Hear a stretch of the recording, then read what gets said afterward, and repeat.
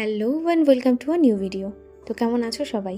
আজকে একদম সকাল সকাল স্নান করে রান্না বসিয়ে দিয়েছি। শিম দিয়ে মটরশুঁটি দিয়ে করেছিলাম মেথির শাক। মেথির শাক আর কে কীরকমভাবে খাও আমাকে একটু কমেন্টে জানিও, তো তাহলে আমি ট্রাই করব। আর করেছিলাম বেগুন পোড়া। বেগুনটাতে ভালো করে সর্ষের তেল মাখিয়ে তার মধ্যে কিছু লঙ্কা আর রসুন ভরে দিয়েছিলাম। তারপর গোটাটাকে পুড়তে দিয়ে দিয়েছিলাম, তো খুব ভালো মতন পুড়েছে আর লঙ্কাগুলো সেদ্ধও হয়েছে।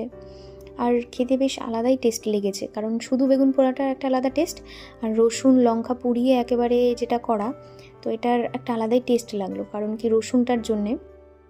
তোমরা যারা বেগুন পোড়া এভাবে খাওনি তারা একবার অন্তত একটু এভাবে ট্রাই করে দেখো, সত্যি বলছি ভীষণ ভালো লাগবে।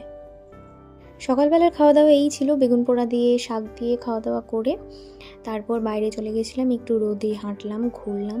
অনেকদিন পর একটু সুন্দর রোদ ছিল, বেশ রোদের খুব তেজ ছিল। তো এই ছিল আজকে ভিডিও, দেখাচ্ছি নেক্সট ভিডিওতে।